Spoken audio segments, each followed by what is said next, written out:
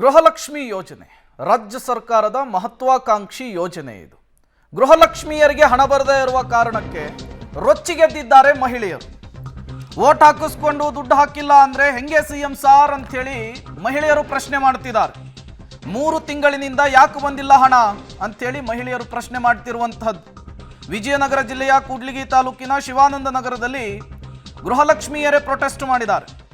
ಮಕ್ಕಳಿಗೆ school fees, ಉಪಜೀವನಕ್ಕೆ ಸಹಾಯ ಆಗುತ್ತೆ 2,000 ರೂಪಾಯಿ ಹಣ, ಗೃಹಲಕ್ಷ್ಮಿ ದುಡ್ಡನ್ನು ಹಾಕಲೇಬೇಕು ಅಂಥೇಳಿ ಮಹಿಳೆಯರು ಪ್ರತಿಭಟಿಸಿರುವಂತಹ ಘಟನೆ ವಿಜಯನಗರ ಜಿಲ್ಲೆಯ ಕೂಡ್ಲಿಗಿಯಲ್ಲಿ ನಡೆದಿದೆ. ನೀವು ಕೂಡ ಮಹಿಳೆಯರು ಪ್ರೊಟೆಸ್ಟ್ ಮಾಡ್ತಾ ಇರುವಂತಹ ವಿಜುವಲ್ಸನ್ನು ಗಮನಿಸ್ತಾ ಇದ್ದೀರಿ. ಪಂಚ ಗ್ಯಾರಂಟಿಗಳಲ್ಲಿ ಈ ಗೃಹಲಕ್ಷ್ಮಿ ಕೂಡ ಒಂದು.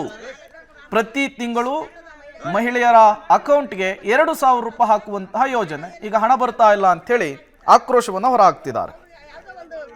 ಮಕ್ಕಳು ಓದಕ್ಕೋ ಮನೆ ಕಷ್ಟಕ್ಕೋ ಯಾವ್ದಾ ಇಲ್ಲ. 2,000 ರೂಪಾಯಿ ದುಡ್ಡು ಹಾಕ್ತೀರಿ, ನಮ್ಮ ಅತ್ತಿಗೂ ಕತ್ತಿ, ನಮ್ಮ ಹುಡುಗರು ಶಾಲೆಗೆ ಹೋಗ್ತಾವ, ಮತ್ತೆ